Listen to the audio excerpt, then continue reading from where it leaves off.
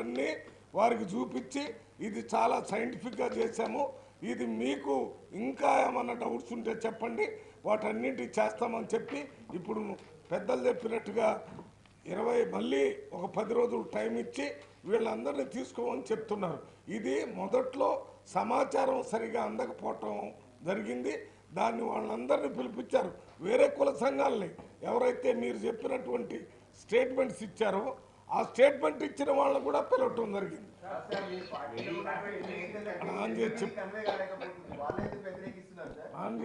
మొన్న శనివారం నాడే సెక్రటరియట్ లో అందరం ఎంపీలు అంటే ఇక్కడ అధ్యక్షతన కేశవరావు గారు వచ్చినారు, కృష్ణయ్య గారు వచ్చినారు, మరి అంజన్ కుమార్ యాదవ్ గారు వచ్చినారు, మరి మిగతా కుల సంఘాలు అందరూ వచ్చి వారి అభిప్రాయాలు చెప్పినారు.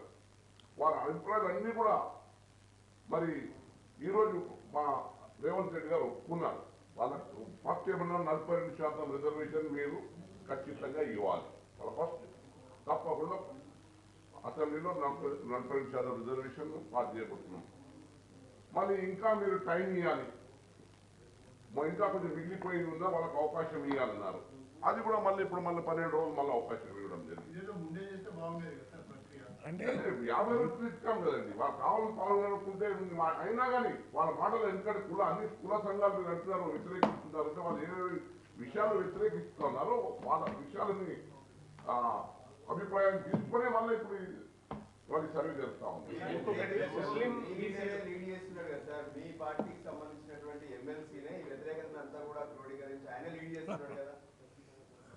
అన్న ఆ విషయం మీద మాకు కూడా ఒక అవగాహన ఉంది. దాని మీద మా కాంగ్రెస్ పార్టీ నాయకులు అది ఏం చేయాలో ఆ కార్యక్రమం చేస్తున్నారు. అది వారికి కూడా ఏమన్నా అనుమానాలు ఉండి ఏమన్నా అనుమానాలు ఉంటే వాటిని కూడా తీర్చడానికి ముఖ్యమంత్రి గారు కానీ మంత్రి BC welfare minister Ponnam Prabhakar గారు ప్రత్యేక శ్రద్ధ తీసుకొని పనిచేస్తున్నారు. పిసిసి అధ్యక్షుడు కూడా బీసీ మన మహేష్ గౌడ్ గారు వారు కూడా అదే పనిలో ఉన్నారు. మీరు కూడా మాకు మేము ఏం చేయాలో ఎప్పటికప్పుడు సలహాలు సూచనలు ఇవ్వాలని మీ అందరికీ విజ్ఞప్తి.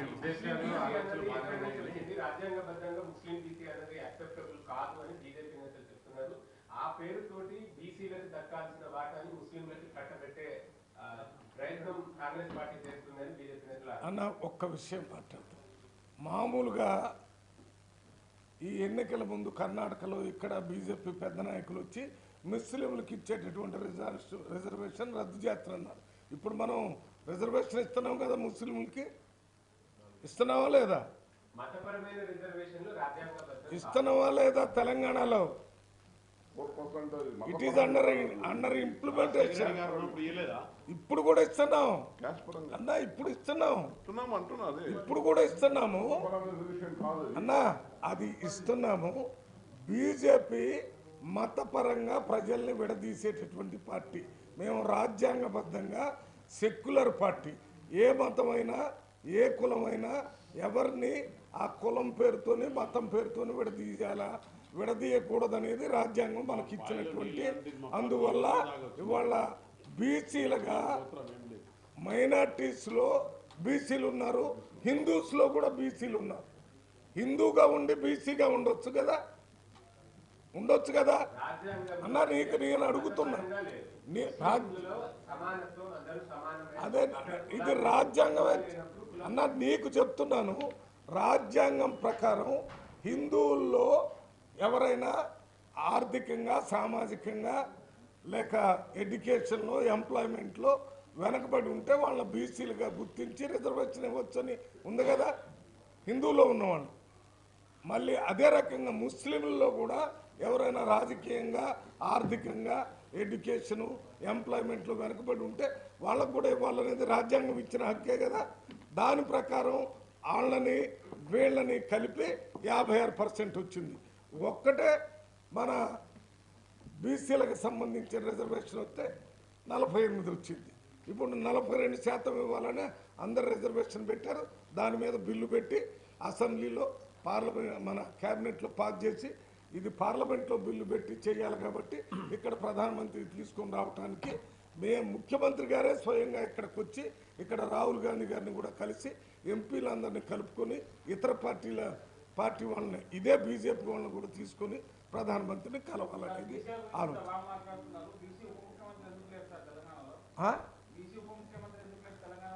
బీసీ ఇవన్నీ కూడా కాంగ్రెస్ పార్టీ ఎప్పుడైనా ఇప్పుడు కాంగ్రెస్ పార్టీలో బీసీ అధ్యక్షులు ఇప్పుడు సీఎం మళ్ళీ ఎప్పుడైనా టైం వచ్చినప్పుడు బీసీ ముఖ్యమంత్రులు అవన్నీ చెప్తున్నారు కదా. మీరు అడిగిన దానికి సమాధానం చెప్పాను.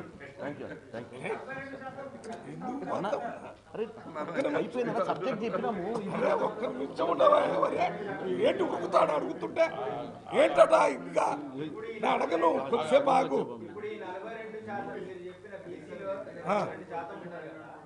రేపు రాబోయే మంత్రి పదవులలో అన్ని పార్టీలో హైకమాండ్ ఆలోచన చేసి ఎవరికి ఏమి ఇవ్వాలో చేస్తారు. ఇప్పుడు మేము చెప్పింది ఇవాళ జరిగిన కులగణన దాని మీద ప్రధానమంత్రిని కలవటం, బీజేపీ ప్రభుత్వం అసలు ఈ బీసీలకు ఇచ్చే రిజర్వేషన్ బిల్లును ఒప్పుకుంటారా లేదనేది రేపు రేవంత్ రెడ్డి గారు వస్తే మీరే చూస్తారు. దాని మీద అడగండి. అన్ని కులాలకు ఇస్తారు, ఒక బీసీ కాకుండా అన్ని కులాలకు ఏర్పాటు చేసి దాంట్లో మంత్రి పదవులు ఎట్లా ఏర్పాటు చేయాలి? ఇప్పుడు 6గురికి పీసీసీ ఇచ్చాం. ఎవరు కేశవరావు నుంచి లెక్క పెట్టుకోండి, హనుమంతరావును లెక్క పెట్టుకోండి, పొన్నా లక్ష్మణ్ డి శ్రీనివాసును లెక్క పెట్టుకోండి, ఇవాళ ఉన్న అన్నకు లెక్క పెట్టుకోండి. ఇప్పుడు రాజ్యసభలో ఎంతమంది ఇచ్చారు, మంత్రులు ఎంతమంది ఇచ్చారు అన్నీ చూడండి మీరు. మరి ఇంతవరకు మరి బంజారా సోదరులకు మరి లేదు మరి అట్లా అంటే ఎట్లా? సమానం చేసుకొస్తా వస్తాను. చేసే మంచి పనుల్ని మీరు కూడా కొంచెం అర్థం చేసుకుని ప్రజలకు తెలిసినట్టు ఊరికే మీరు అడిగారు నేను చెప్పాను కదా. మీరు కరెక్ట్ అడిగితే మీరు క్యాలిక్యులేషన్ అడిగితే నేను చెప్తారండి మీకు. 10 సంవత్సరాలు ఏ క్యాలిక్యులేషన్ లో ఎక్కువ శాతం ఇవ్వాలన్నారు? పని చేయనటువంటి ఎవరికి? జగన్నాథరావుని ఇచ్చాము ఆ రోజులో. జగన్నాథరావుకి ఇచ్చాం డిప్యూటీ సీఎం.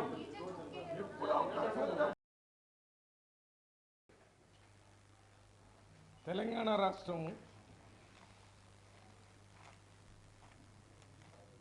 మొట్టమొదట కులగణన, దాంట్లో కులగణన అంటే ముఖ్యంగా బీసీల కులగణన జరిగితే బీసీలకు రిజర్వేషన్ ఇచ్చేటటువంటి అవకాశం ఉంటుంది కాబట్టి ఈ కులగణన చేయటం జరిగింది. ఈ కులగణనలో ఒక్క బీసీలే కాకుండా బీసీలు, ఎస్సీలు, ఎస్టీలు, మైనార్టీలు, ఫార్వర్డ్ క్యాస్ట్ వైజ్ అన్ని కులాలకు సంబంధించినటువంటి వివరాలు మొత్తం ఇంటింటి సర్వే అత్యంత సైంటిఫిక్గా చేయటం జరిగింది. ఇది చేసేటప్పుడు మొత్తం రాష్ట్రాన్ని 94,261 బ్లాకులుగా విభజించారు. దీంట్లో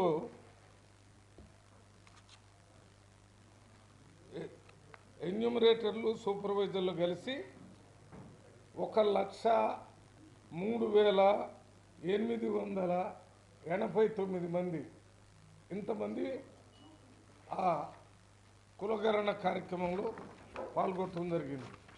ఈ మొత్తం 50 రోజుల పాటు ప్లానింగ్ డిపార్ట్మెంట్ ద్వారా ఈ కులగణన కార్యక్రమం జరిగింది. ఇది నవంబర్ 11 నుంచి డిసెంబర్ 25 వరకు, అంటే 50 రోజులు చేశారు. రాష్ట్రంలో మొత్తం 1,15,71,450 కుటుంబాలని లిస్టింగ్ చేశారు. అన్ని కుటుంబాలు, అందులో 1,12,15,134 కుటుంబాల సర్వే పూర్తయింది. మొత్తం కుటుంబాలు సర్వే చేసిన దాని ప్రకారం 96.9% పూర్తయింది.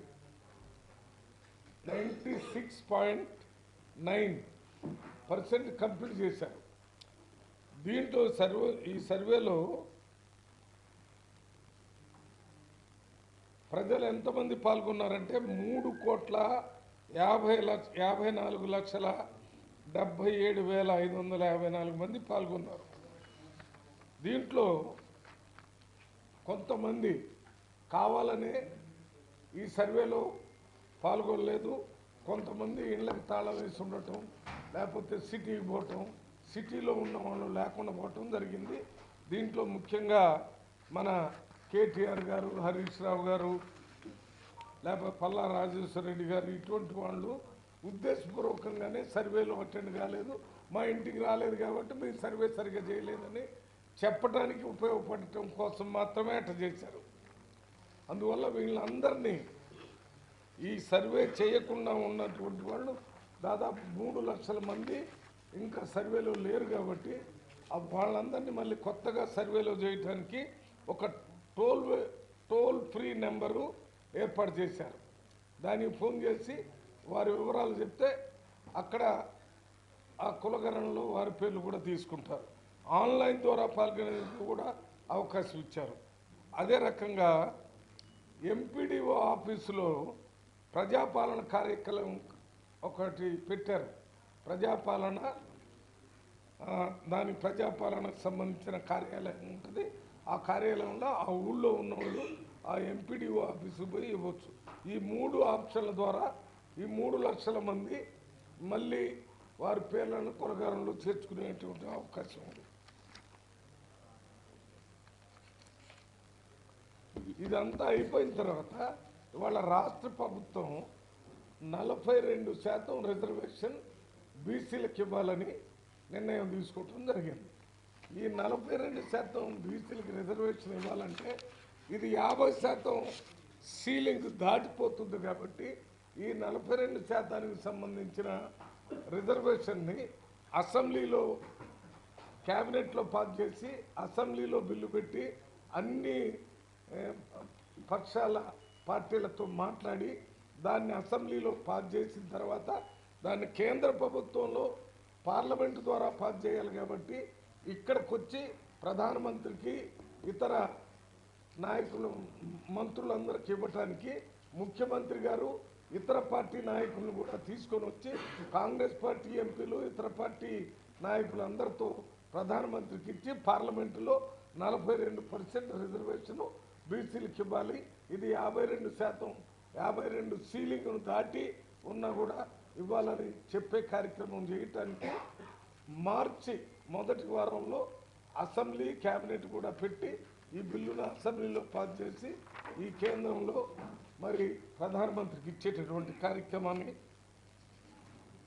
చేయటం జరుగుతుంది. ఢిల్లీ వచ్చినప్పుడు ఈ కులగణన చేయటానికి మూల కారణం రాహుల్ గాంధీ గారు మరి ఇక్కడ లీడర్ ఆఫ్ అపోజిషన్గా కాంగ్రెస్ పార్టీకి మన ఇండియా అలయన్స్కి ఉన్నారు కాబట్టి వారితో మాట్లాడి ముఖ్యమంత్రి గారు, రాహుల్ గాంధీ గారు, మరి ఎంపీలు, ఇతర పార్టీలకు సంబంధించిన వాళ్ళందరినీ తీసుకొని పోయి ప్రధానమంత్రిని కలిసి దీన్ని పాస్ చేసేటటువంటి ఏర్పాటు చేయడానికి ముఖ్యమంత్రి గారు మరి ఈ కార్యక్రమాన్ని అంతా తీసుకోవటం జరుగుతుంది. ఇదే కాకుండా ఈ రిజర్వేషన్స్ ఇవన్నీ ఈ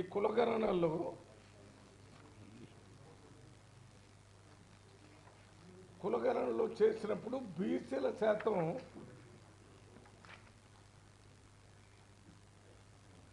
46% వచ్చింది. అది కాకుండా మైనార్టీల్లో బీసీలు ఉన్నారు 10% ఉన్నారు. ఈ 46% 10% కలిపితే ఇది 56% బీసీ మన రాష్ట్రంలో.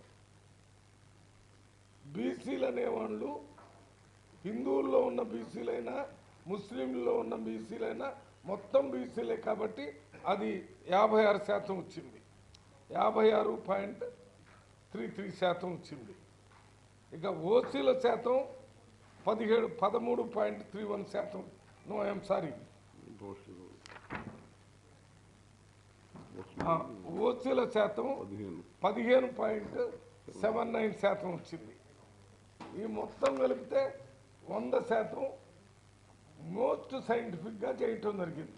ఈ కేటీఆర్, హరీష్ రావు, లేకపోతే పల్లా రాజేశ్వర రెడ్డి, ఇతరు బీఆర్ఎస్ నాయకులు, బీజేపీ నాయకులు కూడా కాంగ్రెస్ పార్టీ ఏదో మామూలుగా బీఆర్ఎస్ పార్టీ ఒక్క రోజులో మొత్తం రాష్ట్రం అంతా సర్వే చేసి అంత సర్వే చేసినట్టుగా చెప్తున్నారు. మేము 50 రోజులు చేసాం. ఎంతమంది? 1,00,000 కంటే ఎక్కువ మంది మరి ప్రభుత్వం అధికారులు, మామూలు ప్రైవేట్ వాళ్ళు కాదు, వీళ్ళతో బట్టి అంతా చేసిన తర్వాతనే ఈ లిస్టుని ముఖ్యమంత్రి గారికి ఇచ్చారు. ముఖ్యమంత్రి గారు క్యాబినెట్లో కూడా దీని మీద యాక్సెప్ట్ చేశారు. రేపు మళ్ళీ అసెంబ్లీని మార్చి 1 మొదటి వారంలో పెట్టి దీన్ని పాస్ చేసి కార్యక్రమం చేస్తారు. ఈ రకంగా కాంగ్రెస్ పార్టీ చిత్తశుద్ధితో రేవంత్ రెడ్డి గారి నాయకత్వంలో ఈ కార్యక్రమం చాలా సైంటిఫిక్గా జరిగిందనే విషయాన్ని చెప్పడానికే మేమంతా కాంగ్రెస్ పార్టీ ఎంపీలం ఈ కార్యక్రమాన్ని తీసుకుని మేము ముందుకు రావటం జరిగింది. ఇంకెవరికైనా కావాలంటే మీకు ఈ పేపర్లు కూడా ఇస్తాము. వీటిని చూసి మీరు ప్రజలందరికీ తెలియజేసే కార్యక్రమం చేయాలని మీకు విజ్ఞప్తి చేస్తున్నాం. ఇప్పుడు మేము కూర్చున్నటువంటి వారిలో బీసీల నుంచి ఎంపీగా గెలిచినటువంటి సీనియర్ పార్లమెంట్ సభ్యులు మా మిత్రులు సురేష్ షట్కర్ గారు మాట్లాడతారు. ఇక్కడ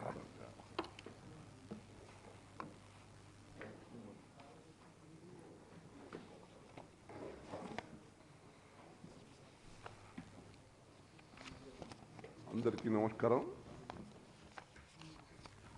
మరి ఇప్పుడే మా తెలంగాణ కాంగ్రెస్ ఎంపీల కన్వీనర్ గవర్నర్ మల్లు రవి గారు చెప్పినట్లు గత శనివారం నాడు మా ముఖ్యమంత్రి రేవంత్ రెడ్డి ఆదేశాలతో మా బీసీ సంక్షేమ శాఖ మంత్రి పొన్నం ప్రభాకర్ గారి ఆధ్వర్యంలో సెక్రటరియట్లో మేమందరం సంబంధించిన ఎంపీలతో పాటు బీసీ కుల సంఘాలకు అందరికీ పిలిచి వారి వారి అభిప్రాయాలు తీసుకోవడం జరిగింది.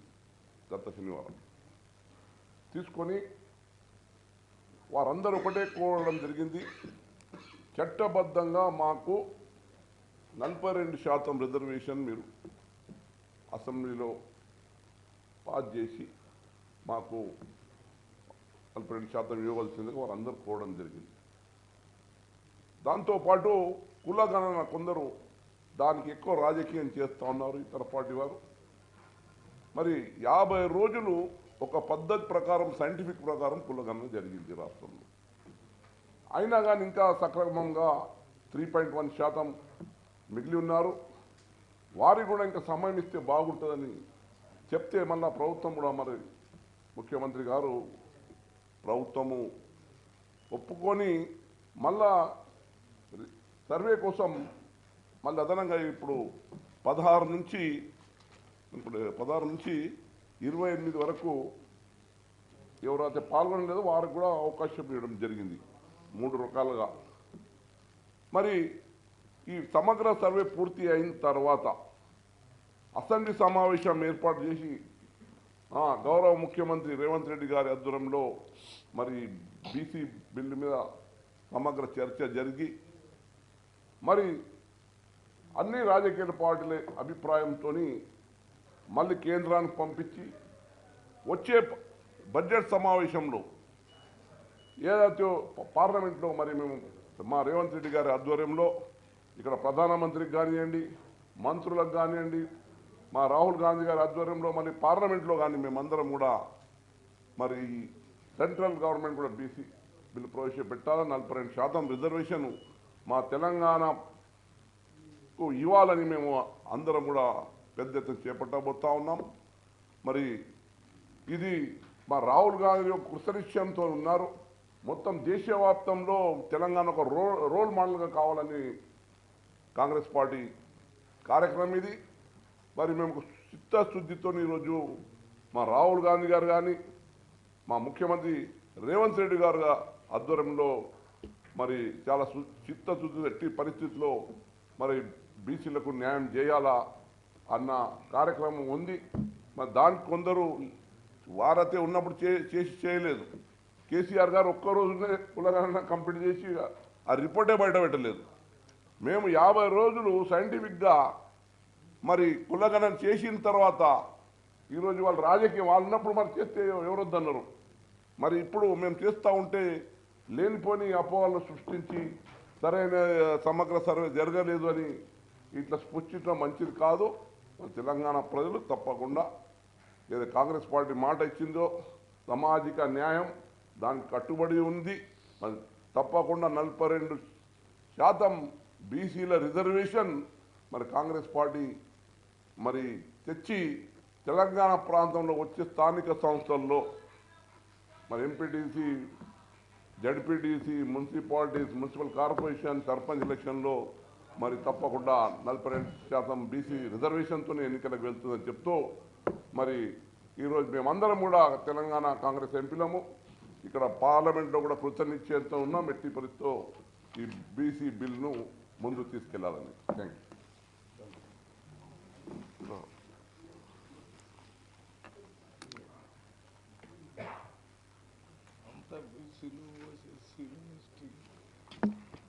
షార్ట్కట్లో చెప్పేస్తాను నేను. ఇప్పుడు మీరంతా చెప్పారు కదా,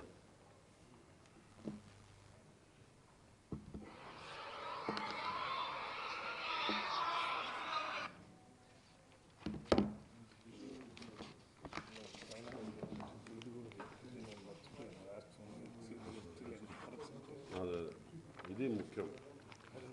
ఇప్పుడు గౌరవనీయులైన పెద్దలు పూజ్యులు మా ఎంపీ గారు మల్లు రవి గారు మాట్లాడారు.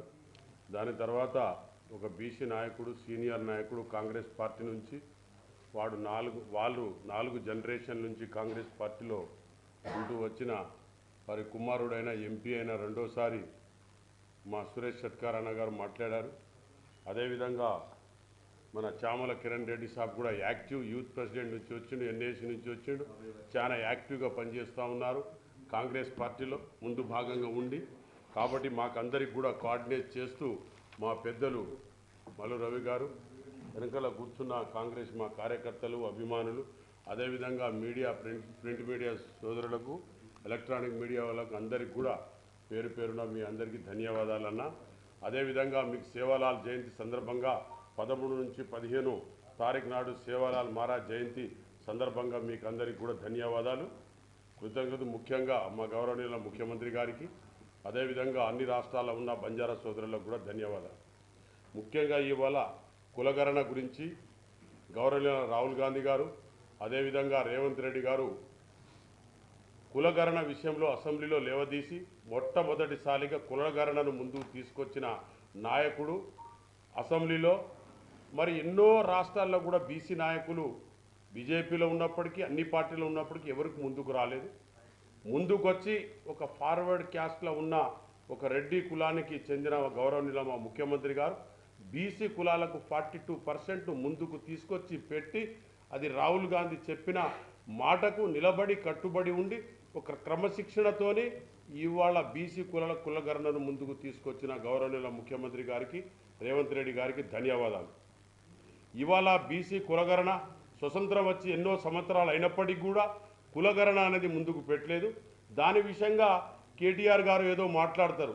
అసలు కేటీఆర్ గారు, కేసీఆర్ గారికి మరి 10 సంవత్సరాల అవకాశాలు ఇచ్చినప్పుడు మరి బీసీ కులగణనను ముందుకు తీసుకొచ్చి మరి ఎందుకు అసెంబ్లీలో లేవదీసి మాట్లాడలేదు? మరి అది ఆలోచించక ఏదో తీసుకొచ్చారు. ఒక రోజులంటే 26 వరకు పెంచుదాం అని గౌరవనీయుల ముఖ్యమంత్రి గారు కూడా 26 వరకు పెంచడం జరిగింది. అదే కులగణన విషయంలో మొన్న మాదే కృష్ణన్న కూడా సీఎం గారి ఇంటికి వచ్చి మాట్లాడడం జరిగింది.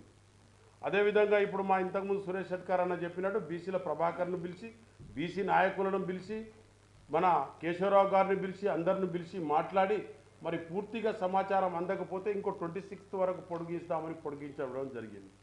అదే ఎస్సీ కులాలకు కూడా కృష్ణన్ అక్కడ ఉత్తమ్ కుమార్ రెడ్డి గారి దగ్గర కూడా సీఎం గారు పంపడం జరిగింది. అదేవిధంగా మా బంజారాలకు కూడా పిలిపించడం జరిగింది. ట్రైబల్స్కు, ఆదివాసులకు, సీతక్క, మాకు అందరికి పిలిచి కూడా మొన్న రేవంత్ రెడ్డి గారు మాట్లాడడం జరిగింది. కాబట్టి కులగణన విషయంలో ఒక నిర్ణయాత్మక నిర్ణయం తీసుకున్న ముఖ్యమంత్రి గారికి ధన్యవాదాలు. అదేవిధంగా ఎస్టీ ఎస్సీలకు కూడా పాపులేషన్ కూడా లేవదీసడం జరిగింది. ఆ విధంగా కూడా మాట్లాడడం జరిగింది. అందులో ఎస్టీలో లంబాడా సోదరులకు, ఆదివాసీ కోయలకు, ఎస్సీలకు, అదేవిధంగా ఎస్సీలకు కూడా ఇతర కులాలు ఉన్న కులాల గురించి, బీసీలో ఉన్న కులాల గురించి అన్నింటికీ స్పష్టంగా ఒక క్లుప్తంగా మాట్లాడుతూ చెప్పడం జరిగింది. కాబట్టి గౌరవనీయ ముఖ్యమంత్రికి ధన్యవాదాలు. అదేవిధంగా వేదిక పైన పెద్దలకు, మీడియా సోదరులకు ధన్యవాదాలు.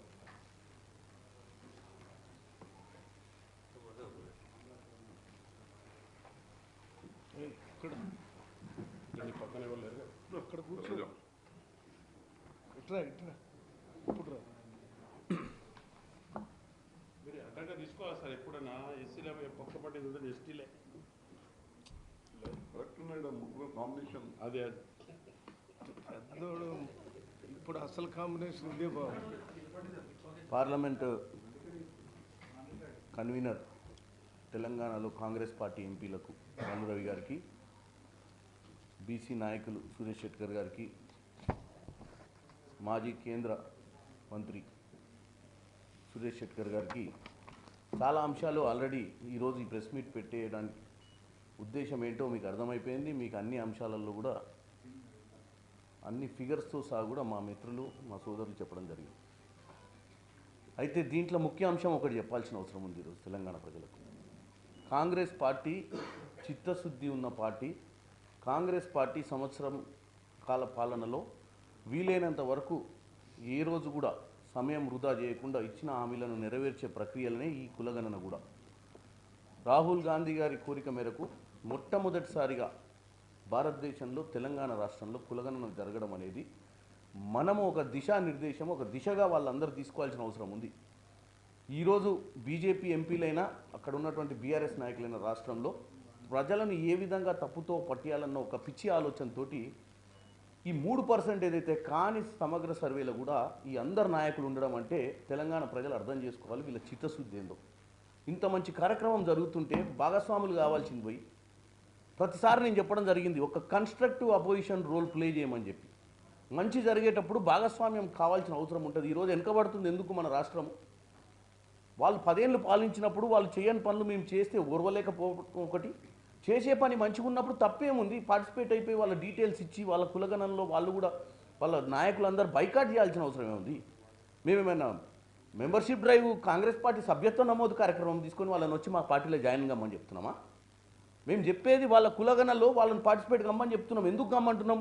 ఇది రాష్ట్ర సమస్య. రాష్ట్రంలో ఏ కులం ఎంత శాతం ఉంది, ఏ కులానికి ఉన్నటువంటి పర్సంటేజ్ ప్రకారం వాళ్ళకి అవకాశాలు ఇవ్వాలన్న చిత్తశుద్ధి మాకుంటే వాళ్ళు టోటల్గా డిస్టర్బ్ చేసే చిత్తశుద్ధి వాళ్ళకు ఉన్నట్టు క్లియర్గా తెలంగాణ ప్రజలు ఇవాళ గమనించాలి. 42% ఈరోజు 42% ఆర్థిక, విద్య, ఉపాధి మరియు అన్ని రంగాలలో బీసీలకు న్యాయం జరగాలన్న ఉద్దేశంతో రేవంత్ రెడ్డి గారు, మా మంత్రి పొన్నం ప్రభాకర్ గారు, అటు ఉత్తమ్ కుమార్ రెడ్డి గారు ఆయన ఆధ్వర్యంలో వీళ్ళందరూ కూడా పనిచేసి ఇటు మంచి కార్యక్రమాన్ని ఒక సైంటిఫికల్ మోడల్ అంటే నిజంగానే ఏదో రాత్రి కూర్చొని మమా అనిపించిన వ్యవస్థ కాదు ఇది. ఎన్యూమినేటర్లను పెట్టిర్రు, వాళ్ళ మీద వాలంటీర్లను పెట్టిర్రు. తర్వాత ఎంత పర్సంటేజ్ ఆఫ్ పాపులేషన్ మీద సెన్సస్ జరిగింది, ఇందులో ఎంతెంత పర్సంటేజ్ ఇప్పుడే మా వాళ్ళు చెప్పారు ఎంత పర్సంటేజ్ ఆఫ్ పాపులేషన్ బీసీలు. ఆ బీసీలలో కూడా 2 రకాల బీసీల గురించి కూడా చర్చ చేయడం జరిగింది, మైనార్టీ బీసీల గురించి కూడా. అంటే ఒక క్లారిటీ తోటి ముందుకు పోతున్న ప్రభుత్వాన్ని తప్పుతో పట్టించే ప్రయత్నం చేస్తున్నటువంటి బీఆర్ఎస్ నాయకులకు నేను ఒక్కటే విజ్ఞప్తి చేస్తున్నా, మేము కాంగ్రెస్ పార్టీ మెంబర్షిప్ డ్రైవ్ చేసి మీ ఇంటికి రాలేదు, కాంగ్రెస్ సభ్యత్వం తీసుకోమని. మేము వచ్చింది వాస్తవంగా జనాభా లెక్కల ప్రకారం ఏ కులం ఎంతో చేయడానికి తెలంగాణ ప్రజలకు ఒక క్లారిటీ తోటి. ఎందుకంటే కాట్లేదని ఎంతోమంది బాధపడుతున్నారు భారతదేశంలో 15 ఏళ్ళ నుంచి. ఇది 3వ టర్మ్లో ఉన్నటువంటి నరేంద్ర మోడీ గారు కూడా ఒక బీసీ నాయకుడు అయ్యి కూడా ఎందుకు మరి బీసీ కులగణన మీద ఆ రోజు చిత్తశుద్ధితో 10 ఏళ్ళు పనిచేయలేదు చెప్పండి? కేసీఆర్ గారు 10 ఏళ్ళు పాలించింది, మరి ఆయన ఎందుకు చేయలేదు చెప్పండి? మరి మేము సంవత్సర పాలనలోనే ఎందుకు చేయాల్సి వచ్చిందంటే తెలంగాణ ప్రజలు అర్థం చేసుకోవాలి మాకున్న చిత్తశుద్ధి. మేము మంచి చేయాలనుకుంటున్నాం, వాళ్ళు రోజు మా మీద ఏదో విధంగా విష ప్రచారం చేసి మేము చేసే కార్యక్రమాలను నిర్వీర్యం చేయడానికి ప్రయత్నం చేస్తున్నారు అనేది తెలంగాణ ప్రజలు గమనించాలి. ముఖ్యమంత్రి రేవంత్ రెడ్డి గారు, మంత్రులు పదే నేను చెప్తున్నారు, ప్రమాణ స్వీకారం చేసినప్పటి నుంచి ఈ రోజు వరకు ఒక్కరోజు సెలవు తీసుకున్నటువంటి పరిస్థితి కనపడలేదు. రోజు సెక్రటేరియట్లకు పోతురు, రోజు రివ్యూలు పెడుతురు, రోజు ఏదో విధంగా తెలంగాణ ప్రజలకు మంచి చేయాలన్న పట్టుదలతో ముందుకు పోతున్నది గమనించాలి. గత పాలనలో 10 రోజులు కూడా సెక్రటేరియట్కి రాని ముఖ్యమంత్రి 10 రోజులు కూడా సెలవు తీసుకున్న ముఖ్యమంత్రి ఈ బీసీ కులగణనతోటి అర్థమవుతుంది. ఇంత చిత్తశుద్ధితో పరిపాలిస్తున్నటువంటి మా నాయకుల మీద ఇటు బీజేపీ వాళ్ళు కానీ ఇటు బీఆర్ఎస్ వాళ్ళు కానీ తప్పు ప్రచారం చేయడం నేను ఒప్పుకోను. ఇక లాస్ట్ ఇప్పుడు దీన్ని మనం సైంటిఫికల్గా ప్రూవ్, ఢిల్లీలో కూడా దీన్ని పార్లమెంట్లో ఈ వచ్చే సెషన్లో దీన్ని తీసుకొని ముఖ్యమంత్రి గారు ఢిల్లీకి వచ్చి ప్రధానమంత్రి గారిని కలవాలనుకున్న ఒక ఆలోచన వచ్చింది. నేను మిగతా 8 మంది ఎంపీలు బీజేపీ ఎంపీలను కూడా మా ముఖ్యమంత్రితో, ఏ పార్టీ అనేది పక్కన పెట్టండి, ముఖ్యమంత్రి రేవంత్ రెడ్డి గారితో ఈ 8 మంది ఎంపీలు, మేము 8 మంది ఎంపీలు కలిసి, ఓవైసీ గారు కూడా 17 మందిని కలిసి ప్రధానమంత్రిని కలిసి మనం చేసినటువంటి బీసీ కులగణన గురించి ఇలా బ్రీఫింగ్ చేసి దాన్ని చట్టబద్ధం చేయాల్సినటువంటి అవసరం ఉంది. ఎందుకంటే మనం చేసినట్టయితే భారతదేశంలో ఇదే బీజేపీ పరిపాలిస్తున్న ప్రాంతాల్లో కూడా అదొక ప్రోత్సాహ కార్యక్రమం అయింది. ఎందుకు మనం రాజకీయం చేయాలి? ప్రజలు ఓట్లు వేసిర్రు, గెలిపించిర్రు, 5 ఏళ్ళు పాలన ఇచ్చిర్రు, ఇంకా 3-4 ఏళ్ళ దాకా ఎన్నికలే లేవు. ఎందుకు రోజు పాలన మీద నిప్పులు తిరగాలి? ఎందుకు రోజు విష ప్రచారం చేయాలి? పాజిటివ్ లైన్లో రావచ్చు కదా.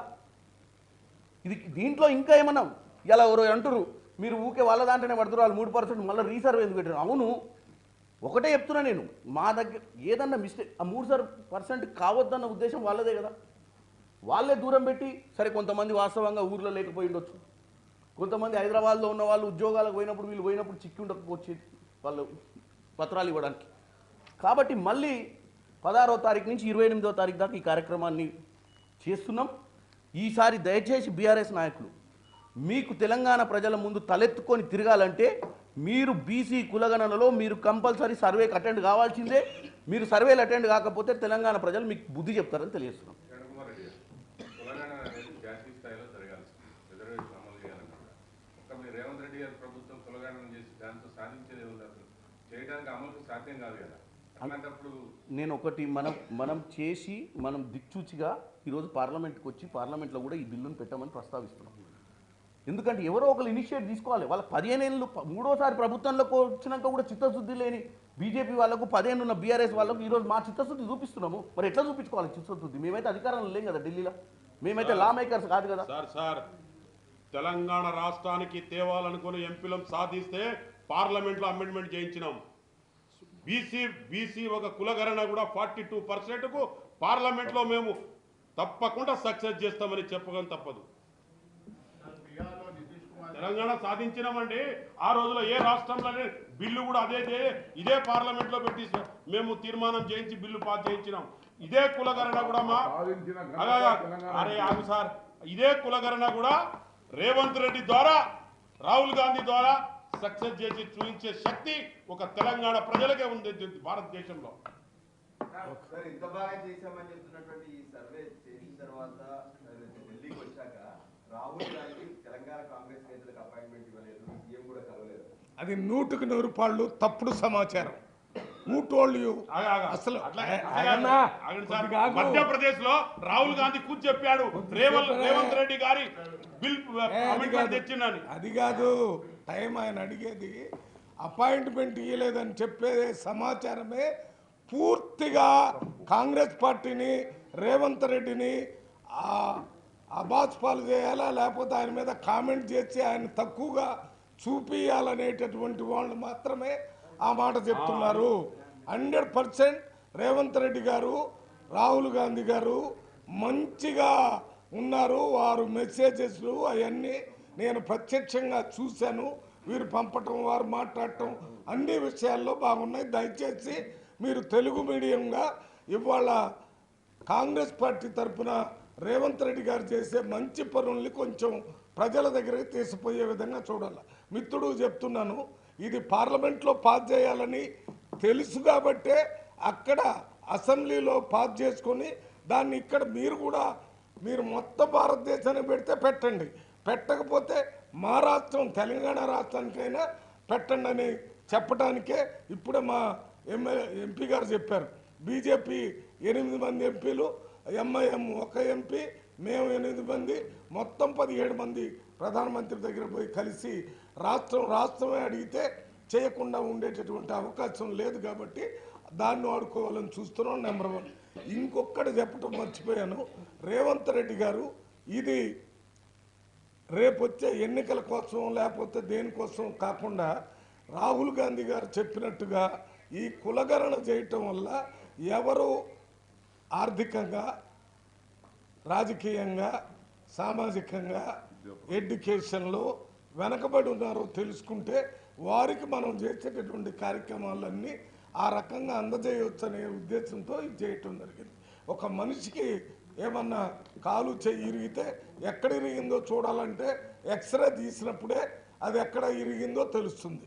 అది దానికోసం ఈ కులగణన కూడా అలాంటిదేనని రాహుల్ గాంధీ గారు చెప్పారు, మేము కూడా చెప్తున్నాం. అందువల్ల మేమంతా యునానిమస్గా రేవంత్ రెడ్డి గారు దీన్ని ఈ రకంగా సైంటిఫిక్గా ఈ సర్వే చేయించి 42% రిజర్వేషన్ బీసీలకు ఇచ్చే కార్యక్రమాన్ని అందరితో కలిసి రాహుల్ గాంధీ ద్వారా ప్రధానమంత్రిని కలవటానికి తీసుకున్న నిర్ణయానికి మేము యునానిమస్గా రేవంత్ రెడ్డి గారికి ప్రత్యేక ధన్యవాదాలు తెలియజేస్తున్నాం. Thank you.